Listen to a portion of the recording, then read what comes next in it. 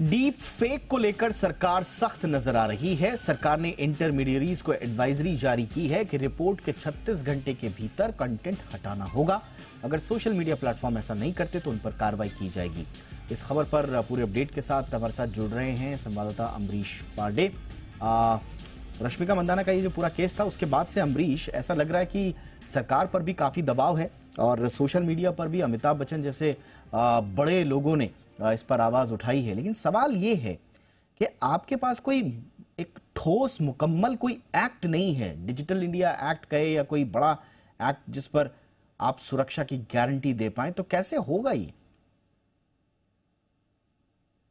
देखिए दीपक, ये बहुत बड़ा कंसर्न है। लोगों की सुरक्षा, लोगों की निजता और जो उनके जो किसी भी तरीके के उनके कंटेंट का इस्तेमाल करने या उसको बिगाड़ कर इस्तेमाल करने, क्योंकि ये जो कंटेंट है वो बिल्कुल असली जैसा नकली कंटेंट है। और सबसे बड़ी चिंता सरकार की यही है कि ये असली जैसे दिखने वाले नकली कंटेंट से कैसे बचा जाए। सरकार के सामने दो चैलेंजेस है। सबसे बड़ा तो ये कि आर्टिफिशियल इंटेलिजेंस को लेकर अभी तक किसी भी तरीके का कोई ठोस रेगुलेशन, कोई ठोस गाइडलाइन नहीं है। उसका इस्तेमाल कैसे होगा, कितना इसका इस्तेमाल किया जा सकता है, किन सेक्टर्स में किस तरीके के लिए परमिसिबल है वो। इसके साथ साथ अगर हम पूरे वर्ल्ड वाइड देखें तो इसके लिए कोई नियम अभी तक नहीं है, क्योंकि बहुत नई टेक्नोलॉजी और लगातार इसका इंप्रूवमेंट जारी है। साथ साथ भारत की अगर बात करते हैं तो भारत के कॉन्टेक्स्ट में ये साफ है कि भारत के पास कोई ऐसा नियम इस समय नहीं है जो कि आईटी रेगुलेशंस को पुख्ता तरीके से एनफोर्स कर सके। इसलिए ये बहुत जिम्मेदारी सरकार की बढ़ जाती है कि इस तरह के कंटेंट को, इस तरह की टेक्नोलॉजी को अगर देश में इस्तेमाल किया जा रहा है तो उसके लिए जितनी जल्दी संभव हो सके रेगुलेशन और गाइडलाइंस जारी करें। अभी जो सोशल मीडिया पे चीजें वायरल हो रही थी उसको देखते हुए, ध्यान में रखते हुए सरकार ने एक एडवाइजरी सारे जो इंटरमीडियरीज हैं उनको जारी की है, जिसमें साफ शब्दों में ये कहा गया है कि जितने भी इस तरह के कंटेंट हैं आपको रिपोर्टिंग के 36 घंटे के भीतर हटाना है।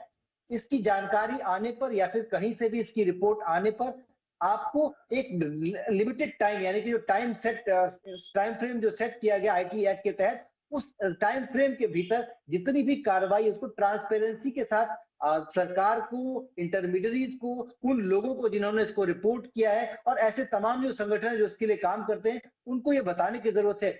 एक अपील लोगों से की भी सरकार ने भी की है कि अगर आपकी भी जानकारी में ऐसा कुछ आता है या आप ऐसा कोई कंटेंट कहीं इस्तेमाल कर रहे हैं या उसको कहीं प्रमोट कर रहे हैं तो वो न करें। ये एक तरह का गुनाह हो सकता है, इससे आप पे भी कार्रवाई कोई हो सकती है। बिल्कुल। इसके अलावा सरकार ने एक और जो बड़ी चीज कही है इंटरमीडियरीज के लिए कि आपको ये सारा एक्शन लिमिटेड टाइम यानी कि टाइम फ्रेम के भीतर करना होगा और अगर नहीं करते हैं तो ऐसे में आप पे सख्त कार्रवाई की जा सकती है। सरकार आने वाले दिनों में इसके लिए स्टैंडर्ड्स बनाएगी। हमारे जो उपभोक्ता मंत्रालय, आईटी मंत्रालय से बात हुई है उसमें ये साफ कहा गया कि हमने जो ड्राफ्ट स्टैंडर्ड्स हैं वो भेज दिए आईटी मंत्रालय को और आईटी मंत्रालय अगले कुछ दिनों में इस पे एक्शन ले सकता है।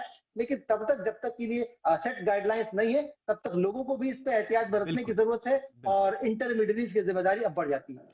देखिए, कहने को तो अभी भी कार्रवाई हो सकती है, उसके लिए अलग से कोई रूल्स रेगुलेशंस की आवश्यकता नहीं है जितनी हमने एक्सपर्ट से बातचीत की है।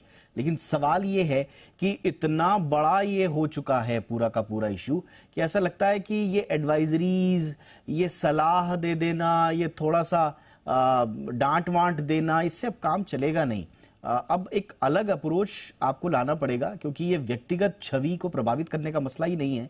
इसमें पूरी की पूरी राष्ट्रीय सुरक्षा निहित है, इसमें निजता निहित है, इसमें देश में जो हार्मनी है उसको खतरा पहुंचने का है, पूरी दुनिया में अशांति लाने की इसमें आशंका है।